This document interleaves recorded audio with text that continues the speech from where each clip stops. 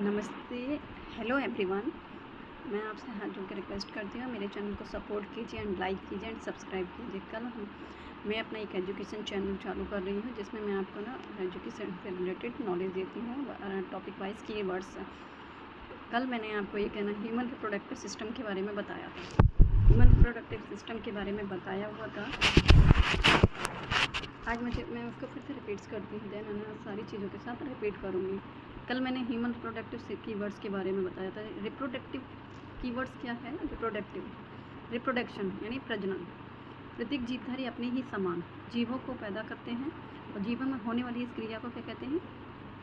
Reproduction या प्रजनन। ठीक है, कल हमने ये भी पढ़ा था। देन हम अब पढ़ते हैं रिप्रोडक्टिव ऑर्गन, प्रजनन अंग। जीवों के प्रजनन में भाग लेने वाले अंगों को हम क्या कहते हैं? प्रजनन अंग कहते हैं। अब पैदा है रिप्रोडक्टिव सिस्टम। एक जीव के सभी प्रजनन अंगों को सम्मिलित रूप से क्या कहते हैं? प्रजनन तंत्र कहते हैं। यहाँ तक हमने कल पढ़ा था। एक बहुत ज़्यादा ब्रॉड है और जो कॉन्सेप्ट हमसे क्लियर नहीं होता है वो है कि है ना, मानव कैसा प्राणी है? मानव एक लिंगी प्राणी यानी यूनिसेक्स प्राणी है। और एक्चुअली कुछ चीज़ें ऐसी होती हैं जो हमारे कॉन्सेप्ट में क्लियर नहीं होते। अंडे का निषेचन हमेशा है ना फैलोपियन ट्यूब में या ओविडक्ट में होता है।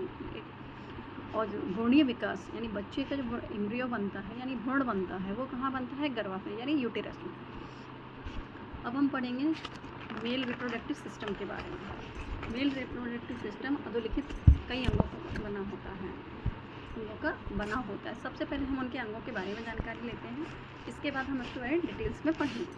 सबसे पहले हमको पता होना चाहिए कि मेल रिप्रोडक्टिव सिस्टम जो किन किन अंगों से मिलकर बना होता है। सबसे पहले होता है ब्रसण, जिसे इंग्लिश में हम टेस्टी या ब्रसण एवं ब्रसण कोष, टेस्टी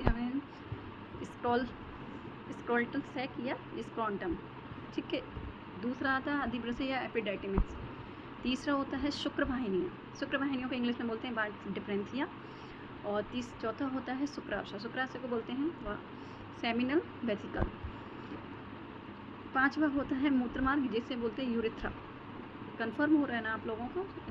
हिंदी में मूत्रमार्ग को बोलते हैं इंग्लिश में यूरेथ्रा और इंग्लिश में बोलते हैं 6 पॉइंट है शिशन, शिशन पे इंग्लिश में बोलते हैं पेनिस।